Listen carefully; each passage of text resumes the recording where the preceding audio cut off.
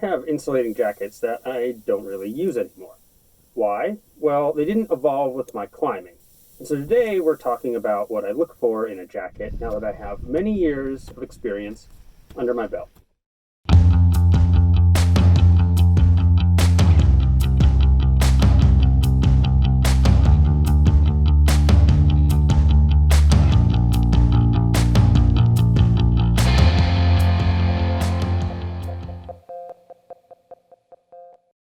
Hello, I'm Jason. When I first started climbing, it really was peak bagging, basically higher altitude hiking.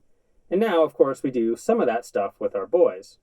But before the boys were even an idea, I always intended on getting into more technical climbing, looking out over the horizon to technical ascents at home and abroad, covering regions like my home in Colorado, the Pacific Northwest, South America, Alaska, and the Himalaya.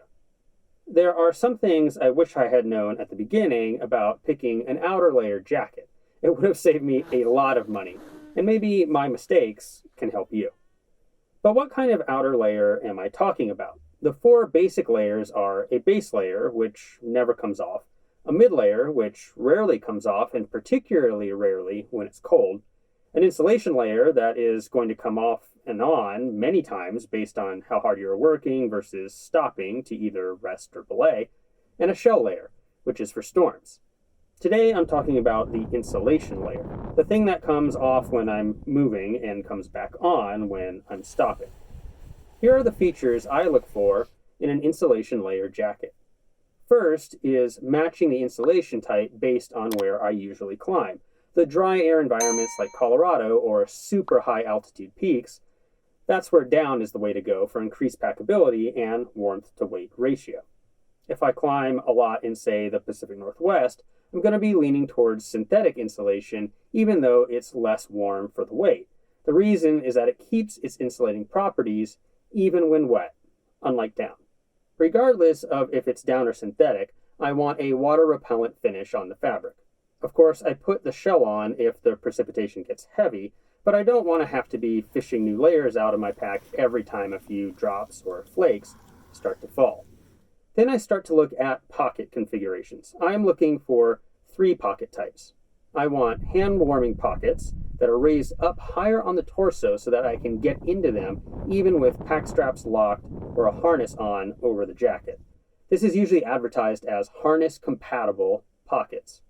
I want a chest pocket. I need to be able to get to certain items easily, like lip balm or a folded map or my phone. I need this to be stupidly easy because I have to be able to do it hanging from the side of a mountain.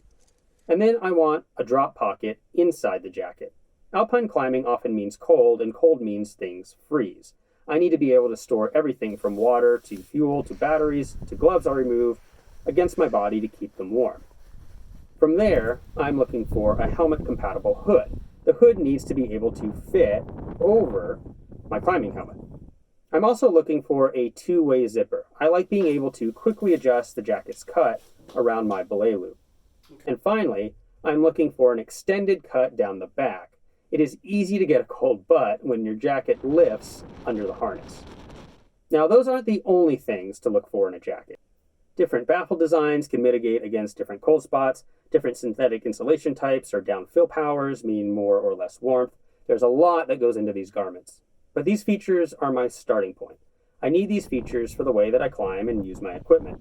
Only once these features are there, do I start worrying about the finer points. If I had known this is what I wanted way back when, I would have a lot less jackets. Hopefully this information will help you consider not just what you need out of your jacket for your climbing today, but also what you might want from your jacket tomorrow. Since you got to the end, you must have found some use in this video, so please hit that like button. Ring that bell and subscribe. Check out our website at shortguysbetaworks.com to find gear lists, all of our videos, and additional thoughts and information. And drop us a comment. Do you have a favorite insulating jacket? What do you love most about it? Until next week, keep on getting more out of that big outside.